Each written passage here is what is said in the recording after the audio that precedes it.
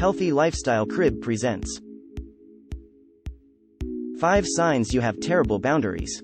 Boundaries and limits in partnerships are good and necessary, even if they're hard to set or lead to unpleasant circumstances. How well do you establish boundaries? Let's run a short check. Here are 5 symptoms that you have weak boundaries. Number 1. Inconsistency. Have you ever been chatting to someone and they give you confusing messages? You're left puzzled and not sure if you should tell others you're seeing someone or keep it a secret. I have a friend, let's name him Thomas, with whom I share the same view on boundaries. Thomas doesn't like the names Tom or Tommy. If someone calls him one of those names, he'll politely correct them. Imagine if Thomas said he preferred Thomas sometimes but not always. It would be hard for friends and family to know what name you prefer if you weren't consistent. Number 2. Guilt. Which 2-letter word is the most powerful? It's not a word, so no.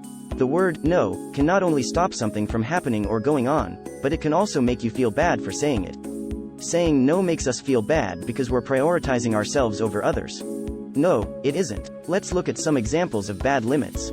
You're constantly called by a friend who loves to chat. You prefer texting over talking but don't want to be a poor friend by not answering the call.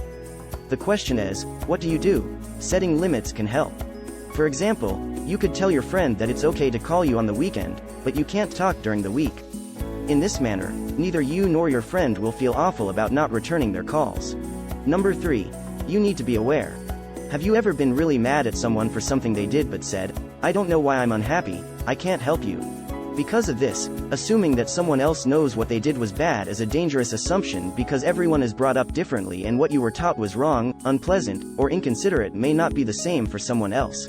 This is why it's so important to talk and set limits. If something bothers you, it's your job to let other people know. If you don't state your limits clearly and stick to them, other people won't know to respect this boundary. Number 4. Negative priorities. Doing a favor or going out of your way for someone is great, but do you do it often? Concentrating on others' wants, needs, and opinions to fatigue might indicate 4 boundaries. Putting yourself first shows that you know what you're worth and that you're important. A trigger or traumatic incident can teach you to react differently. Don't stop doing the weekly good deed, but remember to put yourself first more often. That intense and persistent emphasis on others won't allow you to focus on yourself, leaving you unable to do anything properly on your own. Number 5.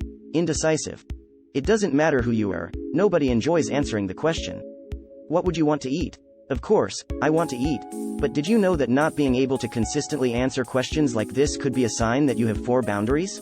Someone who has no limits may have lost their sense of who they are. When you have to make a choice, you might care more about what will make other people happy than what you want. If no one else is available to give input, you may freeze up and not be able to decide. When someone asks you what you want to eat, do you usually say, "Whatever you want," or do you think about it? If you said the first, you may not have good boundaries. Try it and let us know how it goes. It can be quite challenging to set boundaries, especially if doing so causes others to feel bad. Never forget that setting boundaries is perfectly acceptable. How did you do? Do you exhibit any of these shoddy boundary lines? What helps you keep your value in mind? As always, keep an eye on our channel for new stuff and share in the comments section below. Thank you for watching.